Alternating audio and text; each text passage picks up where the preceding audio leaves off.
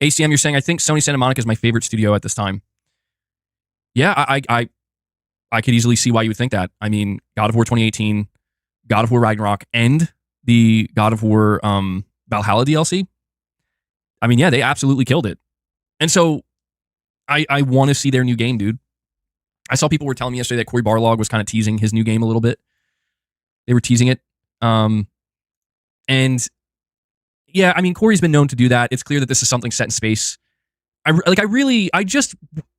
have to say, their next game, the new IP that they're working on, out of all of Sony Studios, they're probably the thing I'm most interested in seeing. Not eager, but interested. I'm most eager to see Ghost of Tsushima 2. That's the one I want to see that as soon as possible, because I already know it's going to be incredible. But I'm most interested in seeing Sony Santa Monica just because this is their first new game since they made God of War. And that's very, I mean, that's like a, damn, what does that look like? You know? Could be the most, I mean, could it be disappointing? I mean, there's always this possibility, of course. Could it be something that nobody asked for? It could be. But on the other side, looking at it from both angles, it could be the biggest surprise we get in years from PlayStation. It could be literally their next, it could be bigger than God of War. Well, I don't know if it could be bigger than God of War, but it could be the biggest new IP since maybe Ghost of Tsushima. Ghost of Tsushima is massive by this point. Could be the biggest new IP since The Last of Us. It's stuff like that I'm like, all right, I'm so interested to know, like, what could this be? Because I know what you guys did with God of War up until this point. What does something new from you guys look like? So hopefully we see. I mean, I will say Cory Barlog seems to be teasing stuff. I'm wondering if they're going to announce their game this year, dude, at the showcase, because he seems to be getting a little bit more comfortable with teasing things a little bit on social media. Tells me that, you know, we're going to pick up what Cory's maybe putting down here, letting us know it's coming. We will see. Man, I hope it's... Just remember, guys. Just remember. You know what? I'm not going to bother. Well, I have to now. No, I'm not going to bother. Did you guys see that Neil Druckmann's going to be in Death Stranding 2? Apparently. How do you guys feel about that? I think Sam Lake's going to be in Death Stranding 2, but yeah, Neil Druckmann got scanned in. Shinji's like, no!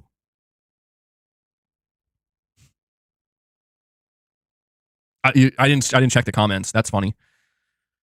Another game destroyed. Dude, I'm telling you, it's Kojima, man. You know that when we encounter Neil Druckmann's character in Death Stranding 2, because if you remember the way it worked in Death Stranding 1, any of the people that Kojima scanned in, they were kind of like side characters that you would do missions for, like delivery missions for. You know that whatever character Neil Druckmann plays, you know he's gonna be holding a golf club or something. Yeah, I mean, he will. He absolutely, like, that's, you know, Kojima's gonna do that. He's gonna be like playing golf. That would be pretty. I will admit that would be some funny shit. That would be some funny shit, man. I hope Kojima does that, just because it would be like, okay, he did the thing.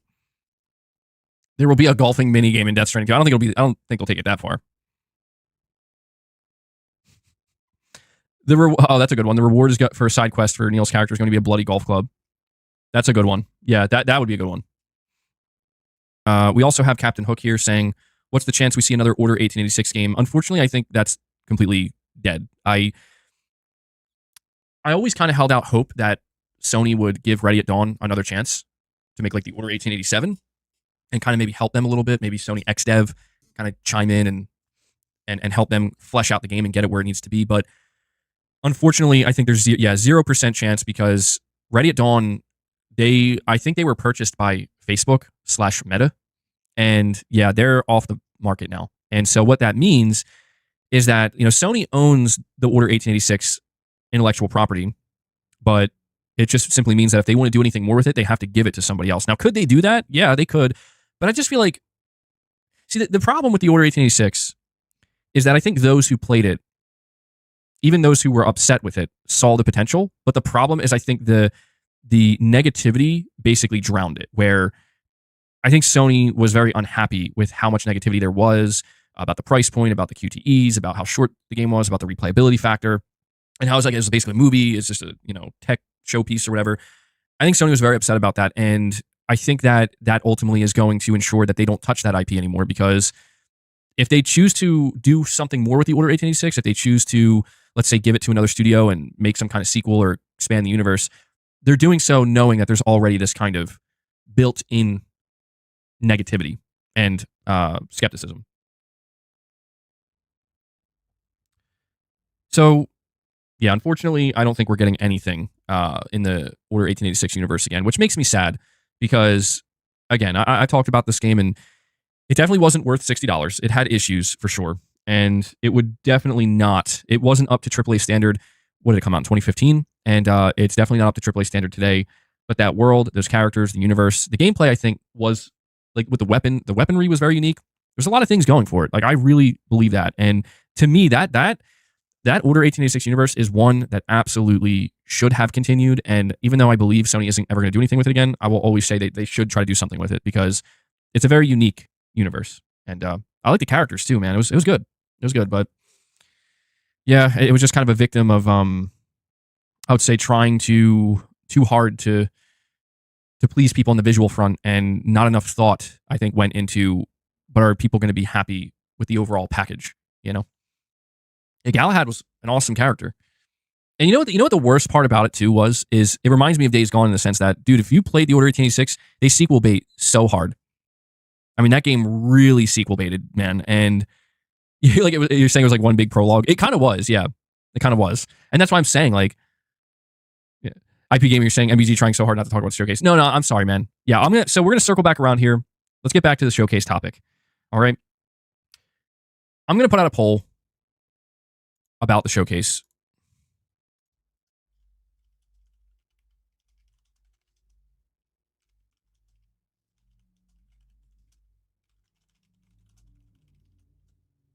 I'm putting out this poll. I want you guys to vote on it. Sorry.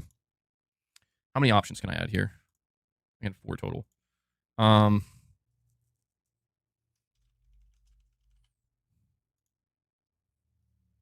Shit, I didn't think this through. What option should I put here? I'll put... So how hyped are you for the next PlayStation Showcase? All right, hold on. Extra hyped. Regular hyped. Wait, hold on. I got an even better one. Sorry, bear with me here.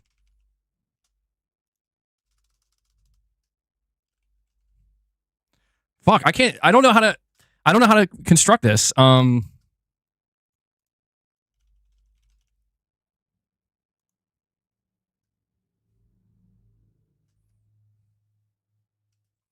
about to cancel this poll, guys. I'm sorry. Medium hyped, extra crispy. Wait, you know what? That gave me the best idea. I got it. Thank you, whoever just said that. This is the best way I could construct this poll. Okay, it couldn't have been any other way.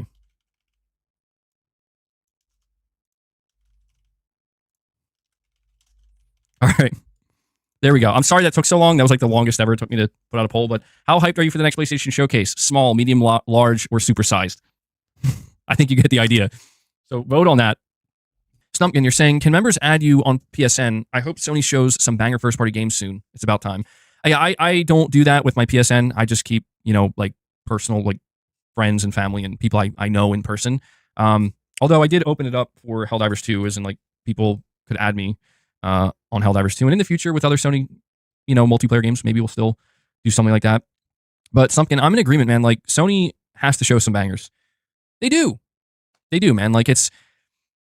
People, I think, are too extreme with the way they talk about PlayStation sometimes, where on one side, I feel like people talk about Sony, the PS5, and PlayStation like they've completely shit the bed this generation. They've failed. Mission failure. It's just not good. And I don't agree with that at all. Because I see people kind of push back against that, and I think people make it sound like Sony has absolutely like 10 out of 10 this generation so far. And I wouldn't call it a 10 out of 10, but I wouldn't call it a 4 out of 10 either. I'd say Sony, so far this generation, I'd give them like a solid probably 7.5 out of 10. Maybe higher, maybe an 8 out of 10. And some people might say that's too high, but it's like, dude, look at their output. I think that's what bothers me more than anything. I'm not not to take a defensive stance necessarily, but it's like, we are on track, I guess. Maybe a little bit behind. Maybe just a little bit behind. I feel like Sony has done what they needed to do for this generation so far. And that is, most importantly, if you're going to sell people a new console, make sure there's good content, like a good amount of quality content on that console. And they did exactly that. Now, granted, maybe if you're not a big fan of the cross-gen stuff, maybe you question that a little bit.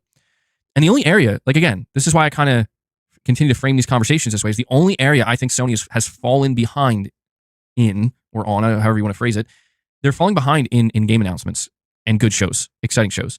And that's why I feel like we have to be on track now, right? Where it's like, listen, if the reason why Sony has fallen behind on announcements is because number one, games are taking longer to develop, and number two, they don't want to announce these games like 4 to 5 years ahead of time, then those two things make sense. And those two things would perfectly explain why it's taking a little bit longer than maybe we expected. But I will say, again, the pieces fit here, right? Like it's all kind of adding up, where last year's showcase was underwhelming. And the thing that made it so underwhelming is we didn't hear from any of the studios that we wanted to hear from, except Insomniac. But that was for a game that was announced the year prior, or actually 2 years prior, even crazier, right? We heard from Firewalk, we heard from Bungie, we heard from Haven. And I'm just going to be honest and say, like, no, I'm not saying we didn't go into last year's show saying, I hope we hear from them, but I assure you, not a single PlayStation fan went into last year's showcase saying, man, I hope the only studios we hear from are the new ones that, you know, are unproven, or Bungie. Nobody said that. Like, what we said was, it would be cool to hear from those studios, but I also want to hear from Studio X, Y, and Z. Naughty Dog, Sucker Punch, Sony Santa Monica, Bluepoint, maybe Housemarque was unrealistic to expect, Ben Studio. Like, this is what we went in, and we didn't get any of that. We didn't get literally anything from any of those studios. And so this is why I'm saying, if the reason for that is because, well, they just weren't ready to show their games, or their games are too far out. Well, we're a year removed from that now, and there's nothing ahead except Concord. I'm talking first party here, Concord and Wolverine. I mean, we could count Death Stranding, but that's technically, you know, that's a third party thing. And so knowing this, it's like, okay, now's the time. Like, now is the time to show. Because let's look at it the other way. What happens if Sony doesn't deliver? I mean, let me ask you guys, what happens if Sony doesn't deliver with their showcase this year? Calamity. That's what happens. We got Perfect Image saying, playing between Rise and Assassin's Creed Valhalla got me ready to play Rise of the Ronin. It's funny because I've seen a lot of people comparing Rise of the Ronin to the Assassin's Creed games. And I mean, I could see, yeah, you could tell. Like, I mean, I won't lie. If you played any of Ubisoft's open world games, yeah, it takes a lot of inspiration from that.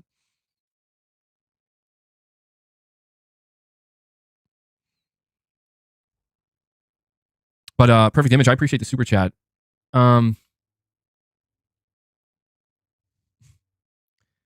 Smurf for the win. You're saying console sales will lag. Yeah, that's the biggest thing, dude.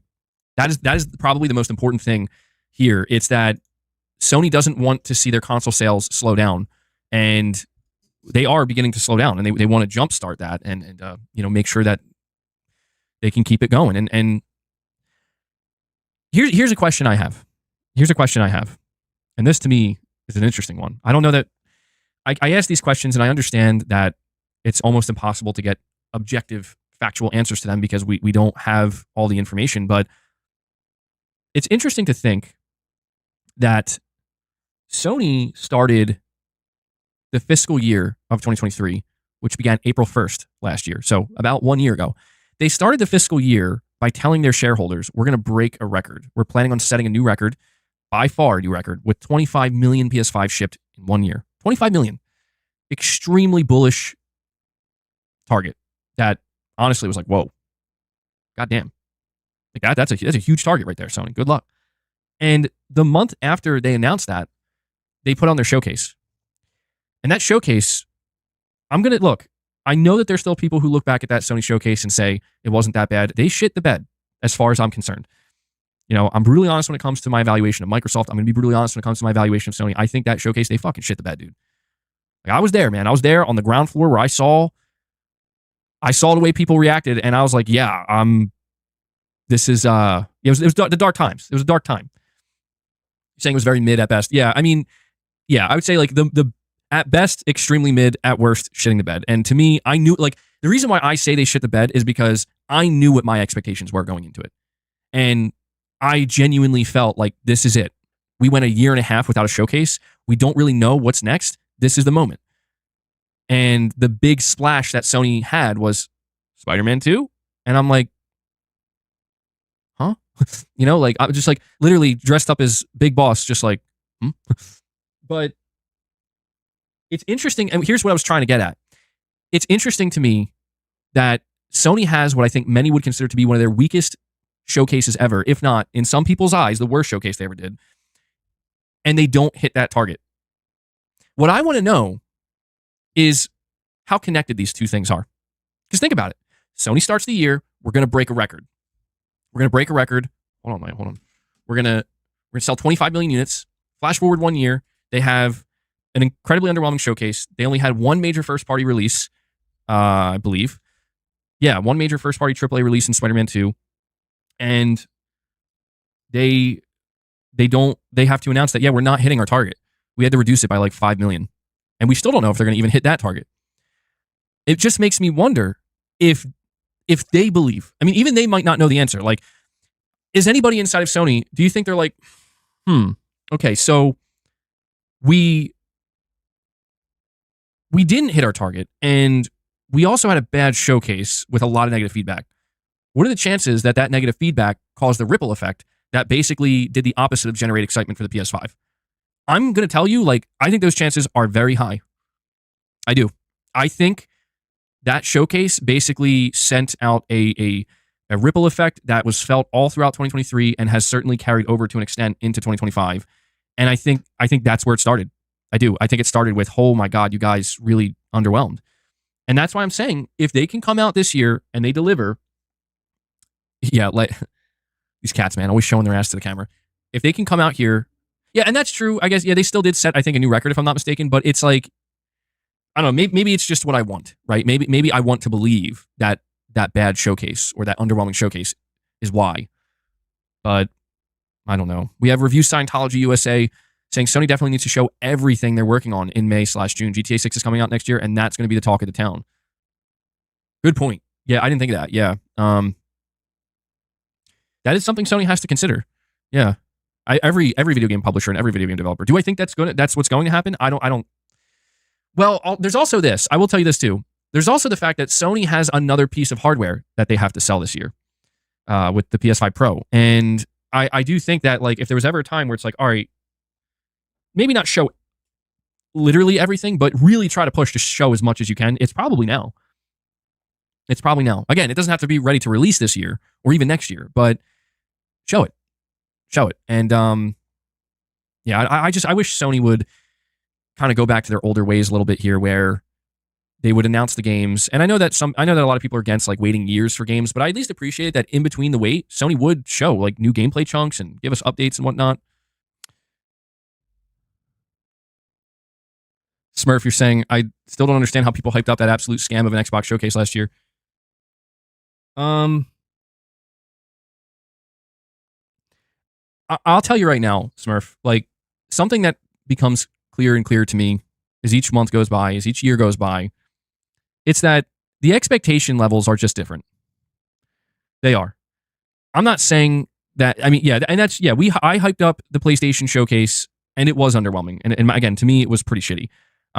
But I also had an extremely high expectation. Honestly, maybe to an extent, an unreasonable one. I think some people pointed that out. But I also look at the Xbox showcase and I'm like, it wasn't bad, but it's interesting that I remember people talking about the Xbox showcase like, holy shit. And I know why that is. It's because, yes, that was like the first really good showcase they did in a long time. You know what I mean? So it kind of makes sense when you think of it that way. And Disco Cobra with a $20 super chat as well. Disco, dude, thank you so much, bro. Really, really appreciate the super chats, bud. You're saying another thing is I still don't think the PS5 has come close to hitting its stride. They need to finally put the PS4 to bed, stop developing games for that, and just build only on PS5. We need some bangers for PlayStation bad. I agree. Dude, that's why I'm saying, like, the time is now. My fear with Sony right now, like, my biggest fear is they don't realize that. And I'm more optimistic than I am pessimistic, but the worst case scenario is Sony doesn't realize that they don't realize, like, you have to bring the bangers, so to speak. Like, it's now. Maybe people can completely overlook last year's showcase and just, again, like, forget 2023, forget 2022, whatever. All that matters is, did you bring it in 2024? But that's the thing. If Sony doesn't do that exact thing, put the PS4 to bed, show the bangers that you got coming for the second half of this generation, people are going to think even more so about last year, even more so about 2022, and they're just going to add 2024 onto that and say, you didn't have a show in 2022, you had a poor show in 2023, and then you had a second poor show in 2024. It's going to be like Sony, I'm telling you, they cannot afford to do that, because I agree with you. You're saying you don't feel like the PS5 has come close to hitting its stride yet. That's exactly how I feel. It makes me sad that Sony thinks it has. Like, that makes me very sad, dude. And I don't know if you guys caught on to this. When we went over, I think about a month and a half ago, Hiroki Totoki talking to the shareholders, he said that he believes Sony Group, I mean, I don't know if it's him or Sony collectively, I'm assuming it's Sony collectively, that the boardroom or whatever, they believe that 2023 is the peak sales year for the PS5, that it's not going to get better. Now, I have a theory on this. I don't know that they truly believe that, but they're playing it safe, and they're saying that based off of COVID. The reason I say this is because I think that they have evaluated the situation and they think, okay, we're going to see a massive spike in PS5 sales in 2023 that's mainly driven by the COVID demand of people who aren't able to get them. And so in order to play it safe, we're going to assume that's as good as it gets. Now, that's smart. If you're a business person at Sony and you're talking to shareholders, last thing you want to do is set yourself up for failure. It even seems like with that in mind, they got too bullish with the 25 million units sold. And, you know, it would maybe be a bad idea to say, and we think next year or in the year after it could be even better. But this is where I think if Sony comes out and they show those bangers, they make it clear we've moved on from the PS4, they show the bangers like we're talking about, and they really have that like E3 2015, E3 2016 level show, I'm telling you, man, like, you will have a better sales year. I if not better, like, maybe it'll be similar, and you definitely maybe didn't peak. Definitely maybe. I gotta stop. That doesn't make sense. Definitely maybe. Maybe you didn't peak yet, but even if you did, having a similar sales year would be just as good, but this time you're doing so with a lot of goodwill. And that's the thing. In 2023, Sony wanted to hit 25 million units sold, and they wanted to do that, and they did that during a time where they lost a lot of goodwill, man. You guys know this. That showcase last year cost Sony a lot of goodwill, and I saw it, dude. I fucking watched it, and it happened in real time. The internet, not collectively, but a large portion of the internet, turned on PlayStation, bro. In real time. They just turned on PlayStation, and the conversation around PlayStation became so toxic and negative. I'd never seen anything like it. I was like, dude, are we going back to like early PS3 levels of fucking toxicity in how people view Sony? It was getting bad. And to be fair, it's still kind of like that a little bit. And I knew something was fucking really wrong when going into this year, Sony was the only, like, I'm not saying the only one, but Sony had a fucking strong lineup, dude. We're like, we got FF7 Rebirth, we got Rise of Ronin, we got Stellar Blade. We're putting out The Last of Us Part 2 for PS5. You know, like, they were the only ones like that had games like consistently like boom, boom, boom, like ready to come out. And everybody was still like, nah, dude, PlayStation's lost, Sony's lost. Like Sony, just the conversation was still so negative. And it just made me realize, like, God damn, if Jim Ryan did any damage to PlayStation, I mean, sure, we could talk about the Bungie thing. We can talk about, you know, like just potential mistakes that they've made or that Jim Ryan's made on a financial level. But if there's one thing that I think Jim Ryan may have actually really done is he hurt the goodwill of the internet, of the not just the fan base, because I think there's a lot of fans that feel the opposite, but they just lost this kind of like overextended goodwill that I think they earned all throughout the PS4 generation and even at the beginning of the PS5 generation. And that to me is like, you need to get that back. You need to get that back because I'm following this shit so closely. And I just can't help but not see the connections here where it's like, Forspoken doesn't land. You don't have any new major first-party titles lined up from your known studios. You know, we're seeing minimal gameplay. You have a bad show. You know, PSVR 2 isn't really lighting the world on fire. You know, now there's even problems with Spider-Man 2 and the whole Sweet Baby Inc. shit. And a lot of people feel like you're remaking and remastering too much stuff. And it's like, this is what these are the conversations. And yes, Shems, FF16 was huge last year, but it wasn't enough. Like, it wasn't enough to save Sony from kind of falling in that pit of like, because think about it, even when Final Fantasy 16 launched, dude, the conversation was fucking toxic, man. Like, most of the time. Did it even sell enough? Did it even sell it? Like, is this game flopping? Is this game flopping because it's a PS5 exclusive? And it's like, you know, and is the performance mode even good enough? Is it actually maintaining 60? It's like, listen, of course, it wasn't perfect, but it's just like the conversation should be Sony just got a fucking banger of a game, dude. Go buy a PS5 and play that shit because it's awesome. And that's not what it was. Like, it's just not what it fucking was, dude. And this is where I'm like, that shit right there needs to change because the conversations were never like that. They were never like that prior to 2022 or even 2021. Like they just weren't like that. I remember. You go back to 2016, 2017, 2018, 2019. The conversations around Sony, around their games, and around their partner games were not like that. The worst I remember seeing was with Death Stranding. And to be fair, Death Stranding was a shocker of a game where it's understandable that people were a little bit shell-shocked about what they saw. All right? I get it. But even then, people kind of came around and was like, yeah, this game's actually pretty awesome. And I just feel like this is where they need to get back to that. And I'm not saying that means announce games that are 5 years away. I'm just saying it's like, you got to speak to the fan base. You do. You got to speak to the fan base. Because Sony didn't speak to the fan base last year with their showcase. They didn't. They left their fan base feeling puzzled and confused and frustrated. And Spider-Man 2 was not enough to just carry the load there, man, so to speak. Where for as big as Spider-Man 2 was, it's like, that can't be it. Like, we can't, you know what I mean? It's just like, there has to be something else there. And so, I think that's what it boils down to, man. You're saying they speak to the shareholders last year? Yeah, well, you know what? That's why I'm very curious to see what they have to say next, because how did that work for them? I don't think the shareholders at this point in time are fully sold on Sony's live service vision. Maybe Helldivers 2. Who knows? Helldivers 2 could have been. Helldivers 2 did more talking than Sony did at that showcase, you know? And it's funny because did Helldivers even show up at that showcase last year? I think it got like one small trailer. That's interesting. Rudy, you're saying you feel like there's a negative feeling around console gaming in general? Yeah, you're probably right about that. I just want to see Sony get back into proper form because I'm reading what Disco Cobra's saying here. He's saying that he feels like the PS5 hasn't come close to hitting its full stride. I feel the exact same way. And I'm not just talking about sales. Maybe sales-wise it did peak, but in terms of like PS5 generating that level of excitement that's going to define a console generation hasn't happened yet. Have there been great things? Yes. Have there been exciting things? Yes. But have there been like truly generational defining things? I don't think so. And I think that's kind of normal, where it's like it usually happens the second half of the generation. But I feel like the only thing that's abnormal is we normally know more by now. And right now we don't. So we will see. We will see. I'm very, even though I'm being very intense and maybe pessimistic to a degree, I am very hopeful about this PlayStation Showcase. Like if I were to vote on my own poll here, how hyped am I for the next PlayStation Showcase? I can't say supersized.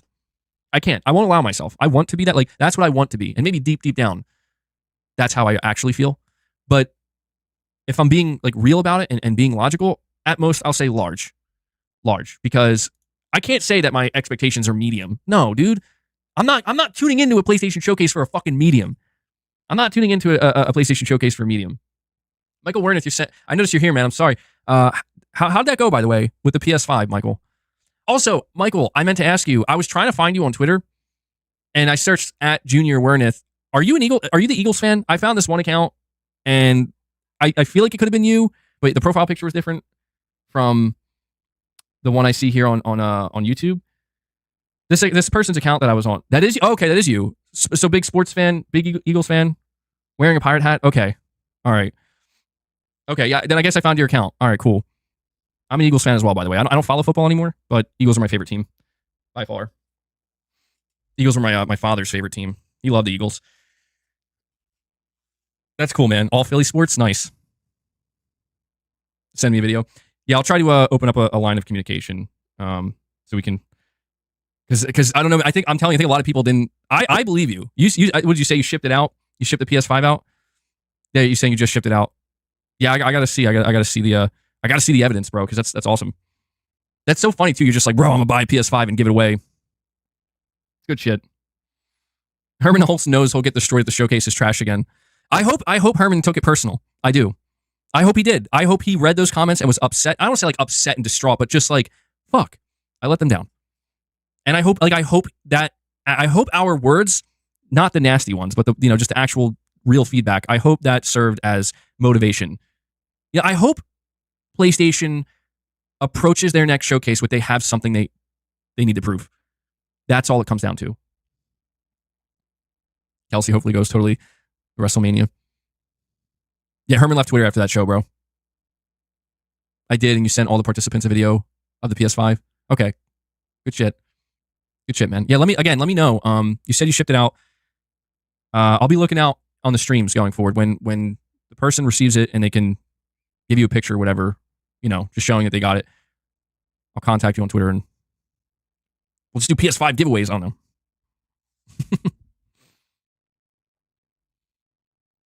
Yeah, Gaming Survivor's still recovering from last year.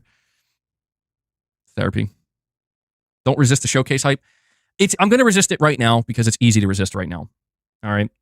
I'm going to resist it right now because it's the beginning of April, and if Sony is going to do a showcase in May, could be the end of May. We could basically be close to 2 months away from it, and so I don't want to jump the gun. I don't get ahead of my skis, but I do, and also not to, I'm not trying to pump up Jeff Grubb and be like, believe everything Jeff Grubb says. I'm just saying Jeff Grubb to me has proven to be a very reliable source when it comes to PlayStation shows specifically. He's still seemingly the only person that has a contact. I don't know if it's at Sony, but he has a contact that knows when Sony is setting up their shows and when they're happening. And so, I'm assuming Jeff Grubb will give us more info as we get closer, because I imagine, he'll probably be inquiring about that. Yeah, and look, I think Sony could have a tremendous showcase if they can have a strong first party, but also a very strong third party as well. Because that's true, they have a lot of third party partners that are probably ready to show games too. What if it gets delayed to September? Oh no, dude. The only way that would be acceptable, in my opinion, is if Sony is willing to just announce a game, like in June. I'm not saying. I mean, maybe it could be a state of play, but at the end of that state of play, you just make a major. See, I don't know though. That would fuck everybody's expectations up. You do a state of play where you announce Ghost of Tsushima 2. You're messing the expectation up. Like going forward now, for every state of play, people are going to expect a first party, announcement. But I think the only way they could delay a showcase and get away with it until September is they would have to show something new in between, just on its own. And I don't know, like it can't be a Concord state of play. Sony can't come out in the middle of the showcase season and be like, or in the middle of May, June, or July and be like, here's a Concord state of play, dude. Like that's hell no. What happened to the idea of PSX? Yeah, that would be cool. I would love to see PSX return, but I think Sony, you know what I'm thinking? And I feel like not enough of us put this type of thought into it. Maybe it stressed the devs too much, dude. Because think about it. Sony was expected to do a mid-year show every year. And the devs are expected to be, got a mid-year show coming. We got to show our shit. And then, by like 6 months later, it's like, we're doing it again. Maybe it stressed the devs too much. Maybe it was just too much, And I think, here's what I think. I think the problem with, am I saying that? I think. The problem with PSX is the fact that it was becoming an annual thing. And the realization dawned on them that we can't keep up with this every year. So it seems that they just decided we're just going to retire it. I also believe that PlayStation Experience was a Sean Layden thing, because I noticed that it pretty much stopped after close to when he left.